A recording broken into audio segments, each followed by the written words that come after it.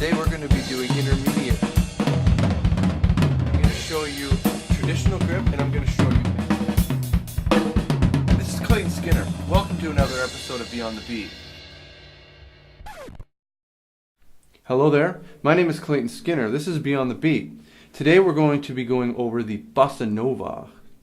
So the Bossa Nova is a music style that originates from the same places in Africa as most Cuban music does. It actually uses a similar pattern known as a Bossa Clave or a Brazilian clave, which is very similar to the rumba and the sun clave that Afro-Cuban music uses. Now, because these are so very similar, you have to understand that they are not the same thing. So I'm going to show you now what a Bossa Nova is. If you're looking at the PDF, you'll notice that the Bossa Nova or the Brazilian clave or the Bossa Clave, I'm just going to call it the Bossa Clave, is very similar to the sun and rumba clave. Now, like I said before, this is a Brazilian style of music and not an Afro-Cuban, so they're very different characteristics and very different way of going about this. Essentially, the way I've got it written out on the PDF, or actually the way that you will be playing it. So it's not just like you're going to be learning the pattern to introduce to other patterns. This is basically how it goes. So if you're looking at number 1 in the PDF, you're going to notice that I've kind of laid this out similar to the ways that I laid out the rumba clave and the sun clave. Exercise 1, you're going to be playing the hi-hat, all the eighth notes on the hi-hat with your right hand. And with your left hand, you're going to be playing a cross-stick pattern. You're going to be playing the Bossa Clave pattern. So if you look at the first bar, it's the same as the first bar in the 2-3 sun clave. You have the cross-stick pattern goes 1, 2, and 3, 4. Now the difference lies here in the second bar. Rather than the cross-stick being on 2, 3, it's on 2 and then the and of 3. So 2, 3, and. So the whole pattern goes like this. 1, 2, and 3, 4. 1, 2, 3, and 1, 2, and 3, 4. 1, 2. Check it out.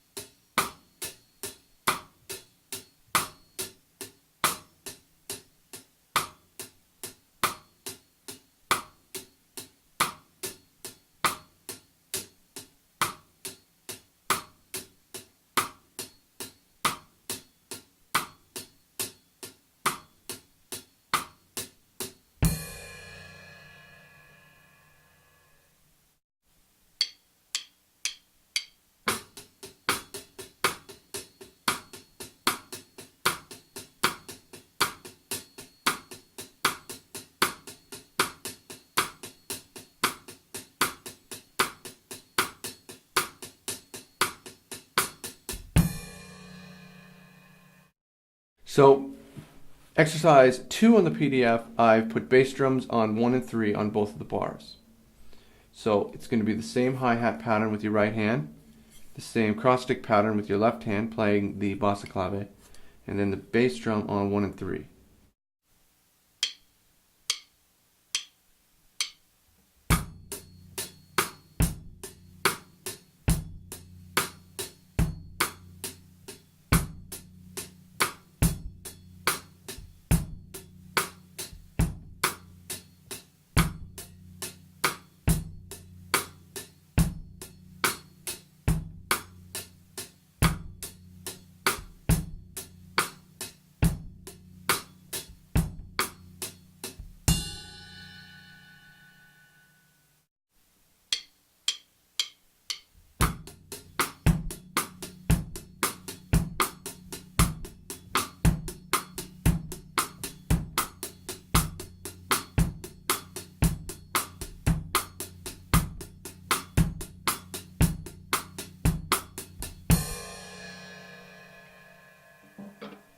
Exercise 3 has me adding the bass drum on the and of 2 and the and of 4.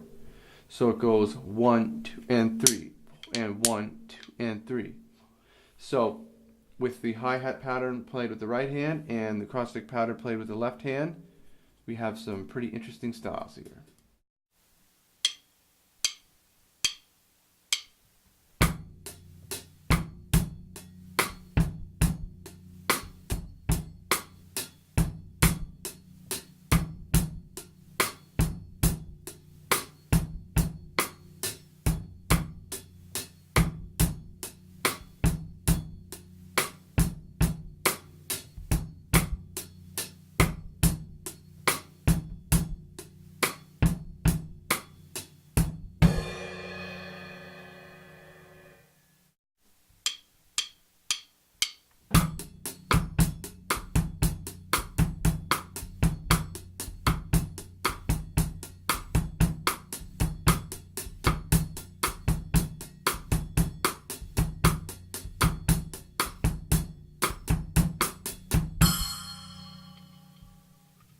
Beats 4, 5, and 6 are basically a different way of approaching this. Rather than playing eighth notes on the hi-hat, we're playing quarter notes on the hi-hat. The cross-stick pattern will remain the same, and the bass drum pattern will progress with each exercise.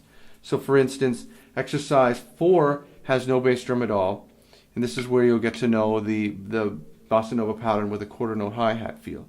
1, 2, and 3, 4, 1, 2, 3, and then exercise 5, you will add the bass drum on 1 and 3, and then on exercise 6, you'll add the bass drums from then to, you'll add and the and of 2 and the and of 4. So you'll have 1, 2, and 3, 4, and 1, 2, and 3, 4, and 1, 2, and 3, and 1, 2, and 3, and yeah, that was hard to count and play.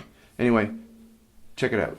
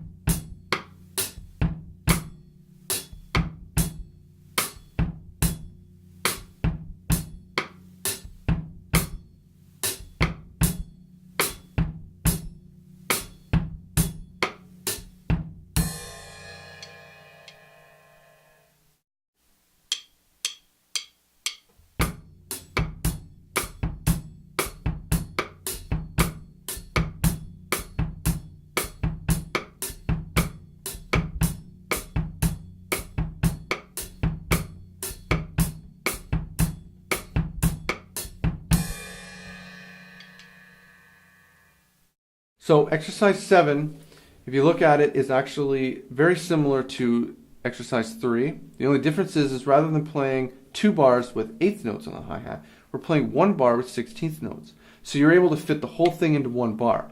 And you may come across this if you're ever looking at a Bossa Nova chart.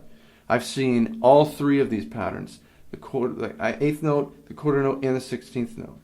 So, you know, try to figure this out. It's played the exact same as 3, like I just said.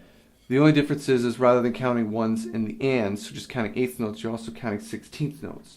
So it would be like 1 E N A, 2 E N A, 3 E N A, 4 E N A. So just figure out the counting, figure out how to play it. It should be no problem at all. Now, if you've already done the Sun and the Rumba Clave videos, I should also make a note that you could have come across the similar situation with those as well. I didn't mention it in the other video, I probably should have, but regardless, I'm doing it now, redeeming myself. That's all you need to know. So, I hope you went over these exercises really thoroughly. They can be a little bit tricky at first. I realized this. I had a lot of problems with it when I first tried it because it's very, very unorthodox way. Especially putting a snare hit on beat 1. That just blew my mind. It's a very, very fun music to play though, because once you understand the pattern, you understand the feel of it, it's very, very, very easy to improvise around the actual Bossa Clave. Obviously you don't want to stray too far because you do have a job to do. But I mean, it's very, very fun music to play because it's very nice to listen to as well with all the other instruments going on. I don't know, it's actually probably one of my favorite Latin musics to play. Well, that's all for this episode. If you want more updates or information on Beyond the Beat, just check out ClaytonSkinner.com for regular updates. You can also contact me through the email section at ClaytonSkinner.com. You can also find me on Twitter at ClaytonSkinner at Twitter.com. You can also find me on Facebook, but that might be a little bit more difficult. Anyways, I hope you enjoyed the video, and I hope to see you again. Later.